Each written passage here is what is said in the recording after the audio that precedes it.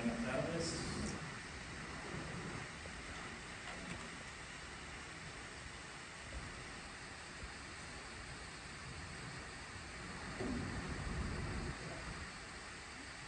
Creo que esa María Alcalina post almuerzo no tiene mucho sueño. Vamos a presentar un caso de escoliosis de inicio temprano. Es una paciente femenino de 11 años de edad que nos consultó en el 2013 por presentar deformidad vertebral, pérdida del eje corporal, fatiga del implante, o sea que tenía un antecedente quirúrgico previo.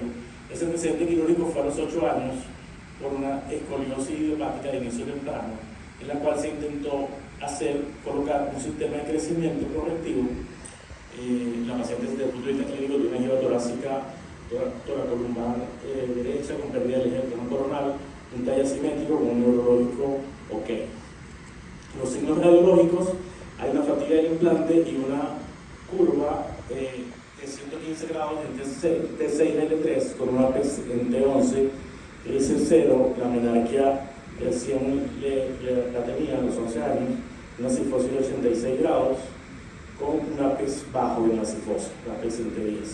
Esta fue la cirugía que se realizó. Recuerden que estamos en 2010, esto fue en Venezuela, era lo que se estaba haciendo. Se recomendaba una barra de crecimiento con este tipo de dominó, que la recomendación era cada 6 meses hacer distracción. Bueno, inconvenientes: paciente de bajo recurso económico de domicilio lejano que se perdió, regresa 2 años después con esta deformidad.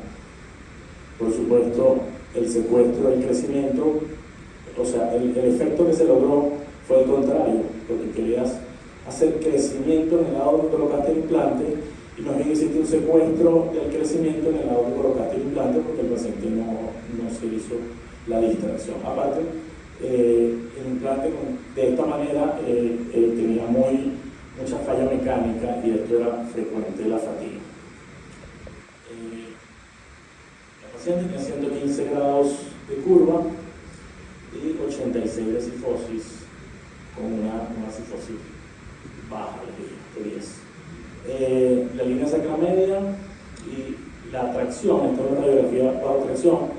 Recuerden, 2013, recurso económico disminuido, esta es la radiografía que logramos rescatar y esta era la paciente. Entonces, 115 grados que disminuían a 106 en tracción y 86 grados de cifosis. Las preguntas que nos hacemos: ¿qué hacer? ¿Cuántos tiempos quirúrgicos plantear? ¿Qué abordaje realizar para la corrección de las curvas?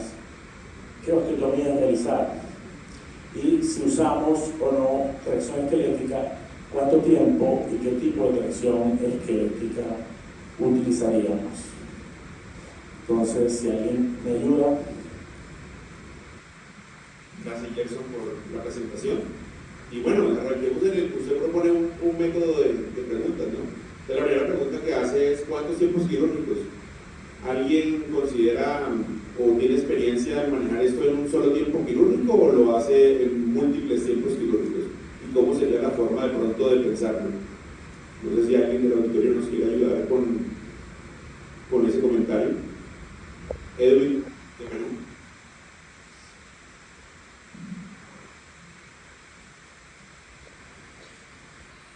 Buenas tardes, mi nombre es Edwin Torres, soy neurocirujano, la Fundación de Lima Perú. Bueno, esto es muy común en muchos pacientes de países subdesarrollados que pierden la continuidad del tratamiento. Sin embargo, yo optaría hacer una cirugía en varios tiempos, espaciada. Primer tiempo, retiraría todo el instrumental, colocaría implantes y ya lo suele poner una barra de distensión interna. En un segundo tiempo, hacer una osteotomía de superficie asimétrica, osteotomía oblicua, y hacer una corrección definitiva. Muy bien. Tendrían 2 tiempos quirúrgicos resueltos seguramente de 7 a 15 días de diferencia. ¿Algún otro comentario al respecto?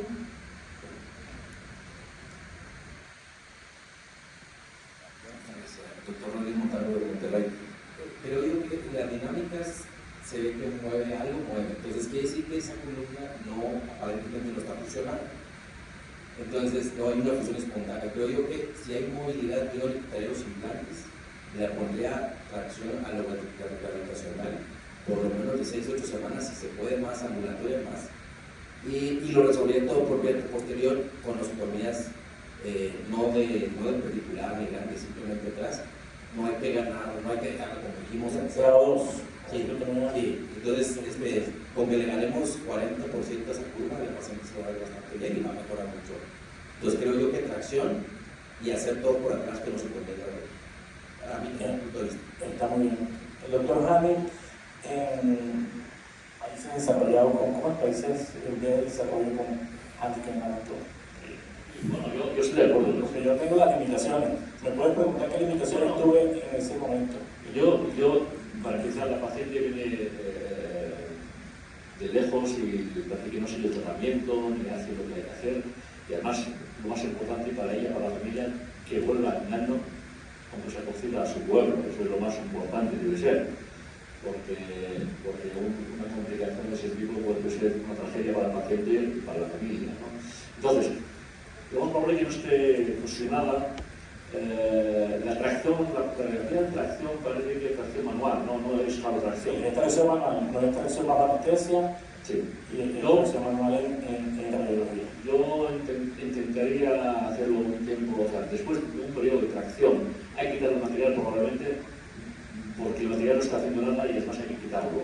La única duda es si hacer la tracción con el material y a la hora de operarla, o si no molesta el material, porque no interfiere en nada, sino hacer una cirugía, o quitar el material, colocarla en tracción, mínimo 10 semanas, jalo tracción y luego por detrás hacer múltiples osteotomías, no PSOs, y luego con la tracción podemos ganar 30%. Y con la cirugía, a lo mejor otro 25%, dejarla. 10 semanas lo plantearía ambulatorio. O sea, Hay un estudio comparativo entre ambulatorio y hospitalario me parece que es lo mismo. Se le instruye a la familia también, si colabora o no colabora, que tienen que llevarla a un centro para hacer radiografías de forma ambulatoria 8 semanas mínimo, entre 2 meses y 3 meses. Ahí se gana un tiempo y luego se hace la cirugía y lo que se corrija, y vuelve a andar. Muchísimas gracias. Mucha atención, Gerson, que me llama mucho la atención, Gerson, que nosotros también, o sea, somos de forma escalonada, ¿no? O sea, no sé, vamos viendo de pronto quitando los implantes, vamos haciendo de pronto algunas fasectomías, vamos poniendo nuevos implantes, ahí vamos viendo como que qué tanto mueve. Tenemos la opción de tener sistemas de distracción interno, ahí mismo para hacerlos, o definitivamente cuando uno ve que está un poquitico más rígida, termina de poner los implantes, hacer fasectomías, alguna liberación de tejidos blandos y pone un halo y arranca la tracción. Me llama la atención porque muchas veces uno mira y no hay un tiempo definido de la tracción, ¿no? O sea, no es definitivamente, pues el doctor Hani, ambulatorio, intrahospitalario, no hay tiempo. Y ayer me llamó la atención que el doctor Lenke nos mencionaba que en mi hospital somos muy dados a hacer tracciones largas, 8 semanas, 12 semanas, y ayer nos mencionaba que más o menos ellos traccionaban de 2 a 4 semanas y que la forma progresiva como lo iban haciendo era que nosotros hacemos más o menos de 1 libra o 1 kilo por día, y que él más o menos ponía a veces de 2 hasta 4 kilos de una vez uno para otro, siempre con vigilancia neurológica. O sea que de pronto esa forma como vamos haciendo la forma escalonada de ir subiendo el peso, él trataba de pronto de hacerlo mucho más rápido, y fue un comentario que ayer nos lo hizo acá y creo que fue, pues a mí me quedó muy marcado porque creo que somos más demorados en hacerlo a comparación de él. Ayer se comentó el tema de cuánto tiempo la tracción nos decide el efecto de la tracción. Si en los dos últimos controles, 2 semanas seguidas, ves que no hay cambio, pues ya no tiene sentido controlar la tracción. En cambio, si yo sigo viendo una mejoría, pues entonces en vez de 8 semanas, 10, 12, hasta que lo máximo que es esto. Eso es correcto, la tracción actualmente se estanca, tú sientes que se estanca. Hay un aumento rápido de la producción y luego aumenta muy poco y llega un momento que no estás teniendo beneficios de mantener la tracción. Creo que el doctor Eduardo ayer nos mostraba mucho el periodo donde era más efectivo, ¿no?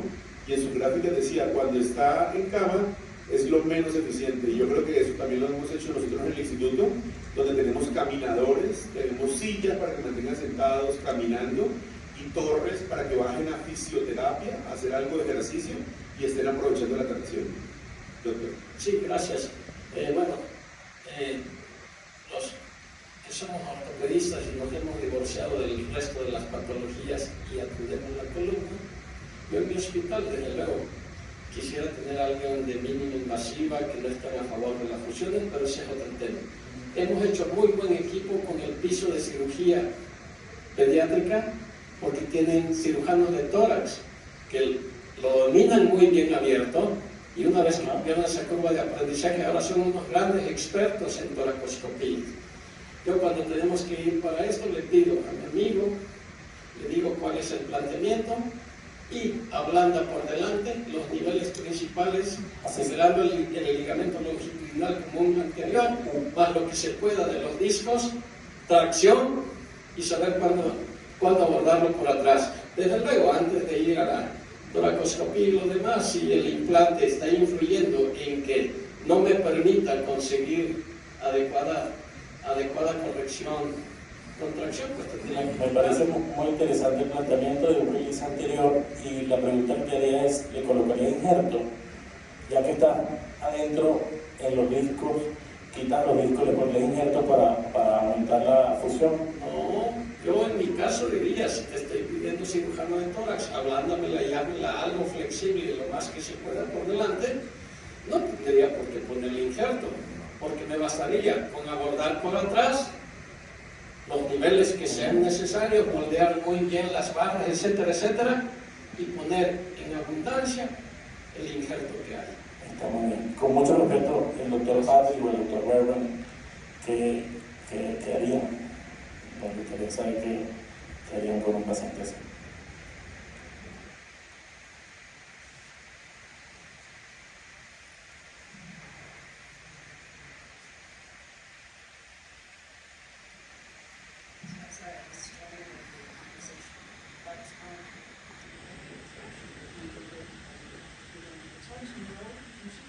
That was it because of pain, or because you said she had the broken rod? Lost her, and then she came back. Was she having pain or progression? What was her big complaint? No, la curva fue la principal. La paciente llega con esa deformidad sin dolor. Ella se pierde, se opera.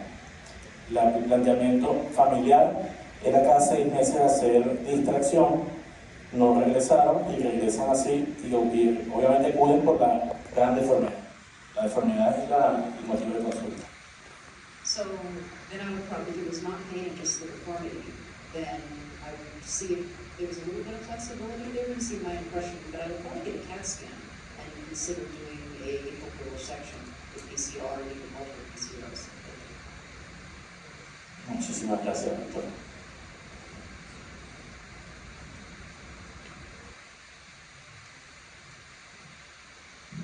I'll just add the assessment of flexibility is critical here. And you can see where the rod broke that was at one point straight. And the first traction I would start with is actual manual traction. So there's somebody on the feet, somebody on the head, and actually manual traction and see how flexible that is. I'd like to see how flexible the L3 S1 is. I'd also like to see how flexible that deformity is. This is actually a relatively better deformity type than is a type 1 deformity. So the shoulders are off on the concavity. So just correcting that is going to level the shoulders and level the pelvis. So it's not like we need to get a big trunk translation. So it's a much easier correction of the type 1 deformity than if the trunk were translated towards the convexity. Okay, so that's the first thing. You don't need to get 100% correction. And although I agree with Dr. Hu and Dr. Lobby and others who said apical resection, I suspect that we might be able to get away with simple type 2 osteotomies because, again, in my hands, I'm doing the apical resection when I'm going to translate the trunk for a type 2 deformity. For a type 1 deformity, most often I can do multiple apical osteotomies and get this corrected. So this might not be such a difficult correction. Muchísimas gracias. Ahí está informado también Gerson que es importante para lo que planteaban de hacer liberaciones por vías anteriores, ¿no? A pesar de la magnitud de la curva, para nosotros es muy importante evaluar la parte pulmonar de ese paciente, ¿no? Y basado en ese compromiso pulmonar, uno escoge si debería hacerle algo por vía anterior o no. Seguramente, al ver la magnitud de la curva, puede tener algún tipo de compromiso de patrón restrictivo y que seguramente no le haría a uno entusiasmarse para hacer nada por delante. Tiene patrón restrictivo, mas no se ha convertido en obstructivo, que habitualmente se mejora con la corrección. O sea, ¿lo hará por delante o por detrás? Sí, un comentario. Es posible que en este caso haya una fusión espontánea, porque en la radiografía, en la imagen que nos mostró de la captación del sistema de crecimiento continuo, sería que se había levantado la musculatura paravertebral en la concavidad.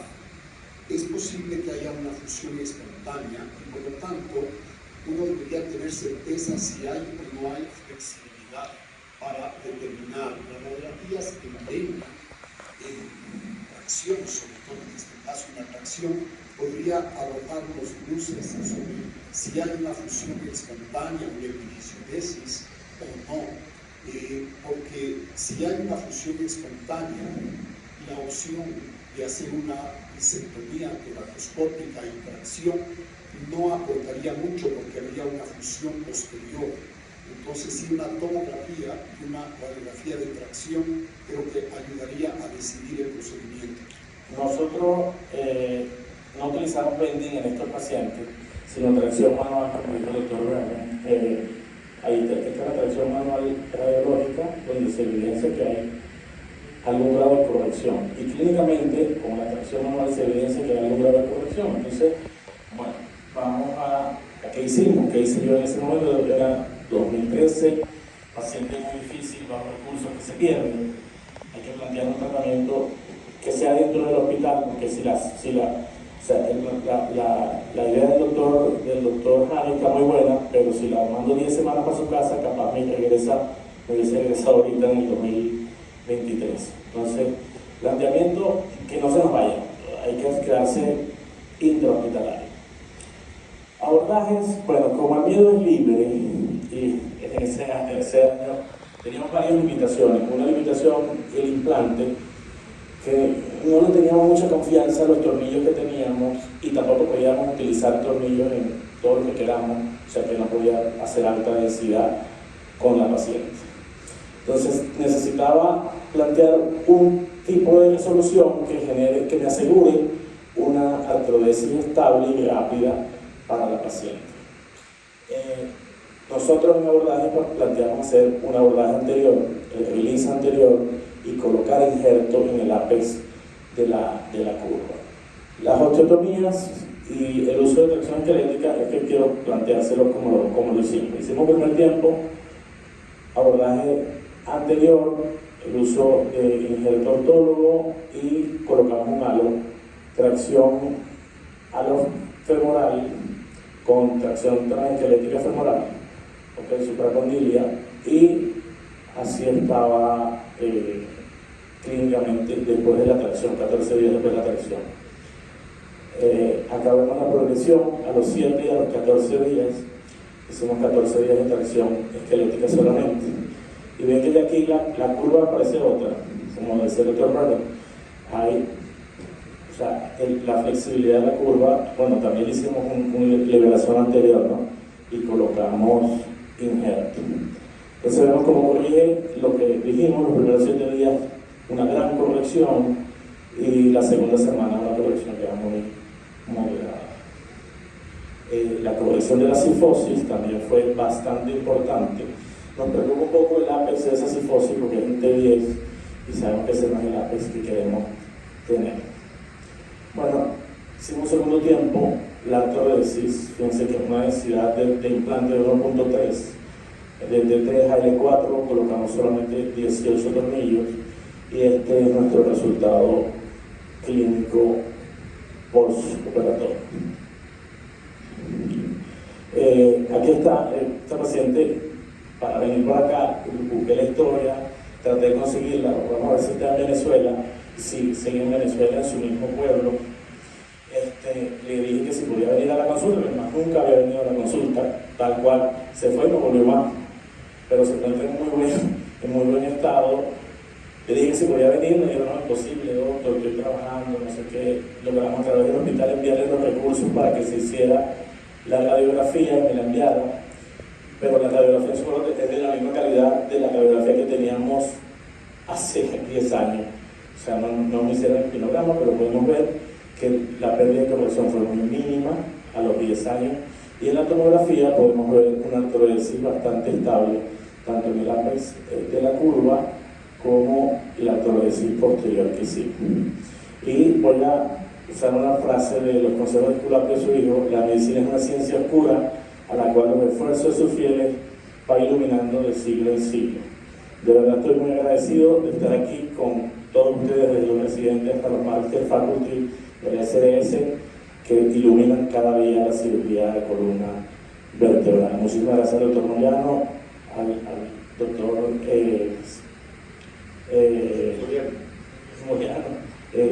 Soriano, y sobre todo al doctor Canale, que nos invitó. Muchísimas gracias. Gracias, Jason, por la presentación tan interesante.